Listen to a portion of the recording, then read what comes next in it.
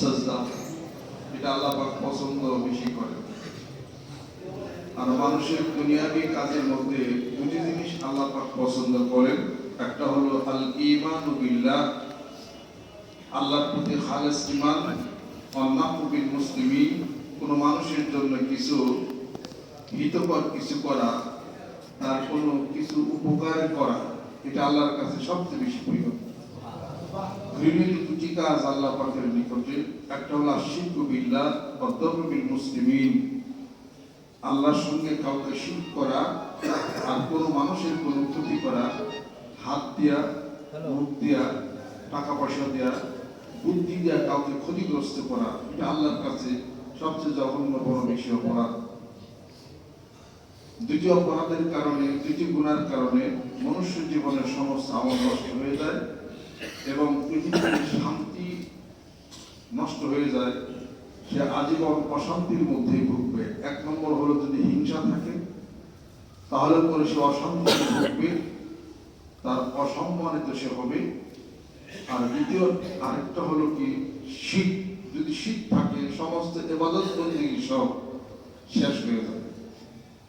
হিংসা নামক এই ইন্দুর আগে সরিয়ে দিই, শীত নামক এই মাছের পিত্তি সরিয়ে দেন, ইনশাআল্লাহ তাআলা শান্তি প্রতিষ্ঠা হবে। সুবহানাল্লাহ। গোটা বিশ্ব পৃথিবীতে চেইন নষ্ট হয়ে যাচ্ছে। চেইন মানে যোগসূত্র নষ্ট হচ্ছে।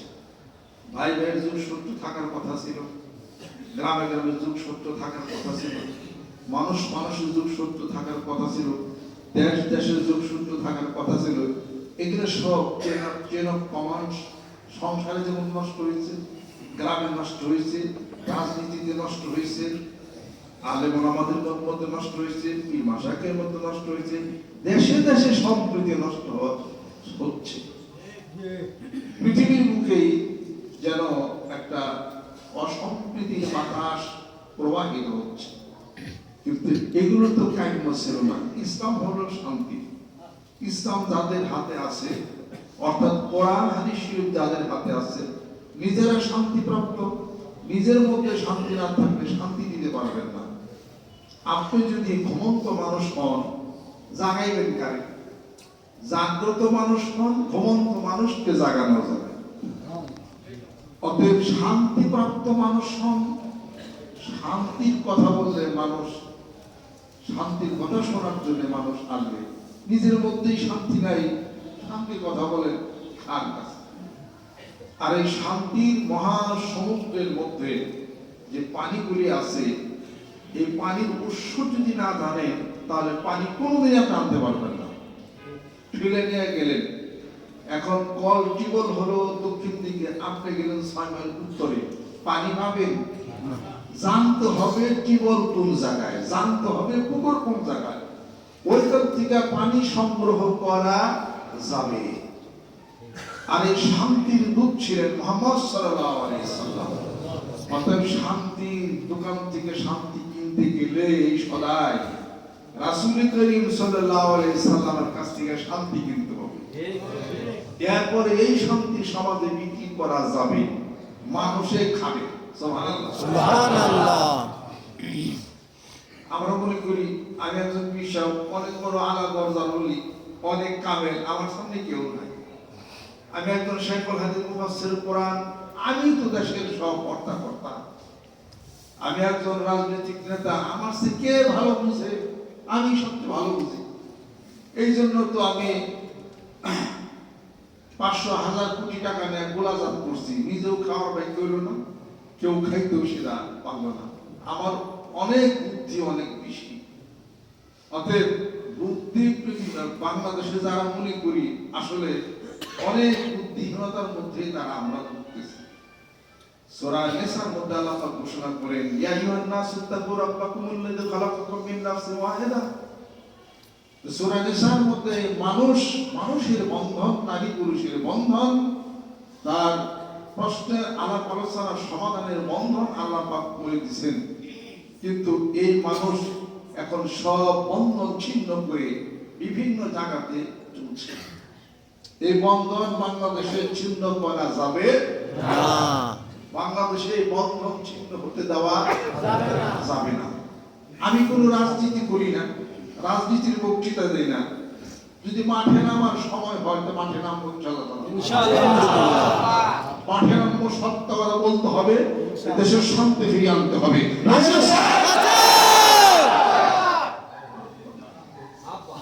অনেকের প্রশ্ন, মানিকগঞ্জের হুজুর কিছু বলে না কেন? কারে বলবো আমি? কারে বলতে বলে? যদি বলতে যাই তাহলে পরে কোন দলকে সমর্থন করতে হবে। এক দলকে সমর্থন করব, আরেক দল পিছন থেকে বলবে যে না, হুজুর পিছনে যাওয়া হবে না, যেহেতু অন্য দল করবো ওই দলকে আমি যাবো না। সব দল মিলা হবে এক দল, সেটা হলো কোরআনের দল, হাদিস শরীফের দল। আজকে আমরা যাদেরকে ভালো বলি না, তাদের মধ্যে দেখা যায় একতা আছে। আমরা অনেকে বিএনপিকে ভালো বলি না, কিন্তু বিএনপির মার্কা একটা দানের শীষ। আমরা আওয়ামী লীগকে মানি না, অনেকে খারাপ মনে করি, ঘৃণা করি। আওয়ামী লীগের মার্কা কয়টা? নৌকা। জাতীয় পার্টি ভালো না, এই মার্কা কয়টা? আপনার হুজুর অনেক ভালো না, আপনার মার্কা কি? সব হুজুর মিলে তো কম কখনো 7-8টা মার্কা। কথা ঠিক কিনা? এত হুজুর, কোরআন কয়টা? মার্কা কয়টা হয়েছে? অনেকটি মার্কা একাডি মার্কা করা হয়েছিল কোরআন মার্কা। অর্থাৎ কোরআনুল কারীমের এই আয়াতের মধ্যে ওয়াতাসিমু বিহাবলিল্লাহি জামিআন ওয়া লা তাফাররাকু, এক রশিতে এক গুঞ্জতে আসো, বিভক্ত হইও না। বিভক্ত হইলেই কাম শেষ। ইত্তেহাদ, আল ইত্তেহাদ কুওয়াতুন, একতাই শক্তি। ইত্তেহাদ, আল ইত্তেহাদ, ইত্তেহাদ মাল ইখতিলাফ, ইখতিলাফ থাকুক, মতানৈক্য থাকুক, ইসলামের স্বার্থে, কোরআনের স্বার্থে ইত্তেহাদ হইয়া যাও। জোরকম সুবহানাল্লাহ। বাংলাদেশে বহু সম্প্রীতি নষ্ট হচ্ছে ইদানিং দেখা যায়, কথা ঠিক কিনা?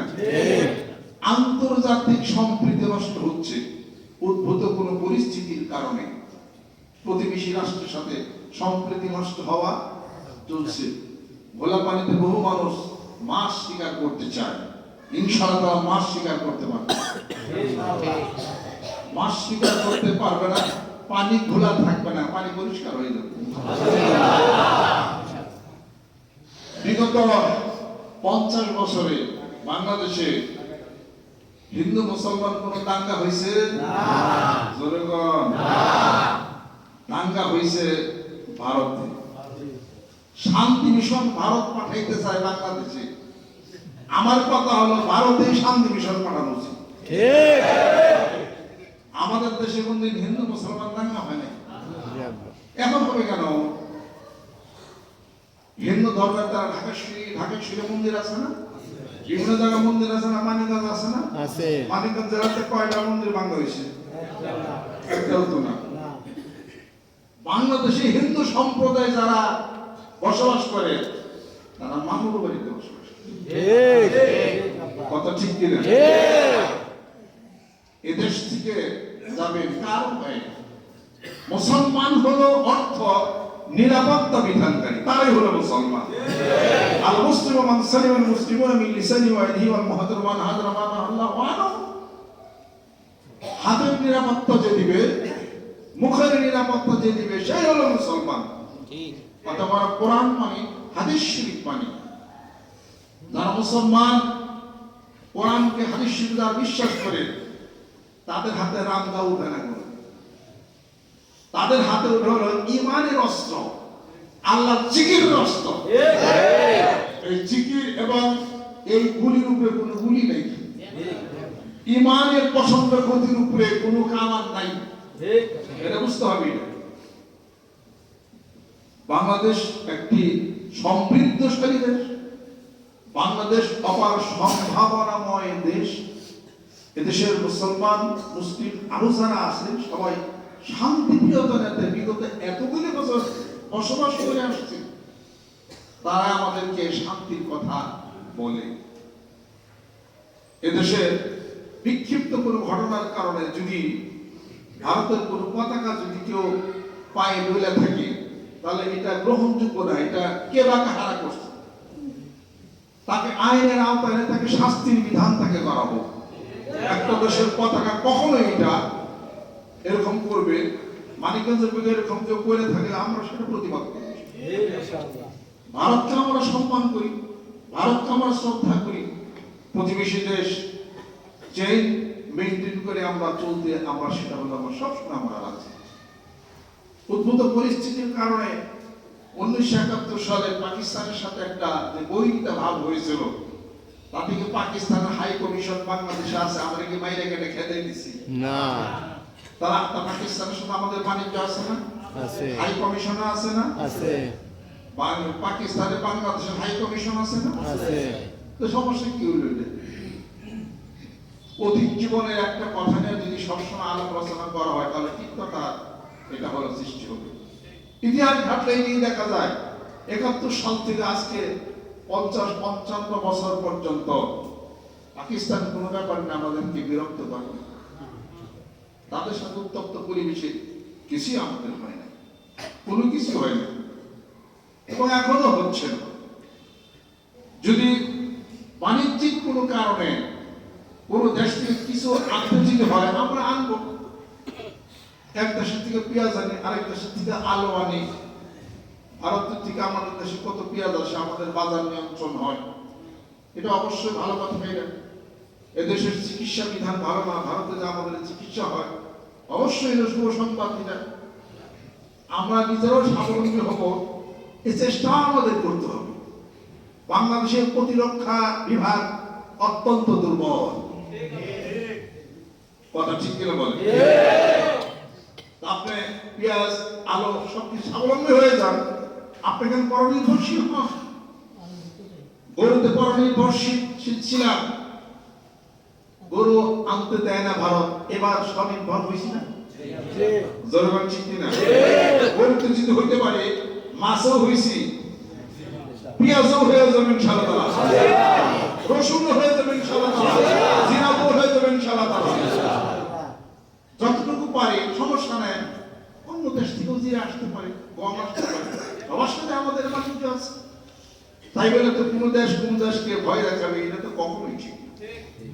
ভারতের সাথে আমাদের সুসম্পর্ক ছিল, আছে, আগামীতেও থাকবে। কোন প্রকার কোন বিদ্বেষপূর্ণ মনোভাব, শত্রুতার মনোভাব, যুদ্ধ লাগে গেল আর কি, এই ধরনের মন মানসিকতা আলাপ আলোচনা নিয়ে কখনোই আপনারা থাকবেন না, এ মনও করবেন না। যুদ্ধে ভালো না, যুদ্ধে শান্তি হয় না, যুদ্ধে রক্তপাত হয়। আগ্রাসী শক্তি হয়ে ইসরায়েল সেই ফিলিস্তিনের উপরে যে অন্যায় অত্যাচারী স্টেকহোল্ডার চালাইছে, এ পর্যন্ত 45,000 মানুষ মেরে ফেলছে। আপনারা নিশ্চিত জানেন, যা ইতিহাসের মানচিত্রে ইসরায়েল থাকে কিনা এই সন্দেহ। কারণ ওই যে আরাধনা আন্নহুলিকা কারিয়াতা, আন্নহুলিকা কারিয়াতা, আমারনা মুক্তাফিহা ফাসাকু ফিহা ফাহাত্তা আলাইহা তাদু ফাদাম্মারনাহা তাদবীরা। আমি যখন কোনো দল গোষ্ঠীকে, কোন জাতিকে যখন নিষ্পেষিত করতে চাই এবং সমূলে ধ্বংস করতে চাই, পতন ঘটে দিতে চাই, তখন তাদের মধ্যে নেতৃত্ব যারা দেয় তাদেরকে বলি ভালো ভালো কাজ করো, বিপরীতে তারা খারাপ কাজগুলো করা শুরু করে, আগ্রাসন চালায়, খুন খারাপি করে, অনেক কিছু করে। ফাদাম্মারনাহা তাদবীরা, অতঃপর আমি তাদেরকে সমূলে পতন করে দিই।